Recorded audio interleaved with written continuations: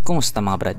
Kasabay nga po sa paglabas ng bagong Honda Airblade 160 at 125cc, nilabas nga din po nila ang pinakabago at pinaka luxurious na scooter ni Honda, ang kanilang nga pong Honda SH 125 at 160. Doon nga po sa Vietnam. Unlike nga po doon sa Honda Airblade na nakarating sa Pilipinas, itong motor na ito hindi talaga nakarating sa Pilipinas, maliban na lang doon sa mga nag-import. Katulad nga po ng sabi ko kanina, itong scooter na ito ay parang luxury. Yes po, hindi po ito pipitsugin. Isa po ito sa mga espesyal na scooter ni Honda. Kaso lang hindi talaga nakarating sa Pilipinas. Hindi ko alam kung ano yung rason nila. Pero sa mga bansa nga po katulad ng Vietnam, Thailand, nilabas po nila ito. Napaka-bias talaga. Hindi naman siguro sa walang pambili yung mga Pinoy. May pambili naman siguro.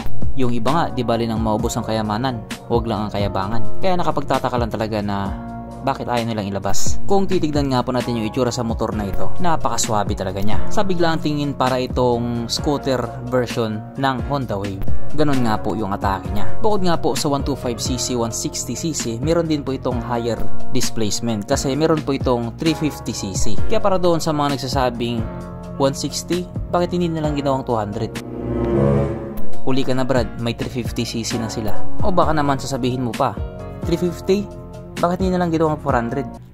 Upal! Unlike nga po sa ibang mga scooter ni Honda, ito talaga may pagkasosyal yung datingan niya. Kitang-kita naman agad, malakas talaga dating niya. Kaya medyo nakakalungkot lang din talagang isipin na sa sobrang tagal ng nilabas ng motor na yan, hindi talaga siya makarating-rating sa Pilipinas. Yung Airblade, malaki yung chance na makarating sa Pilipinas yun kasi nga nilabas na naman nila dati.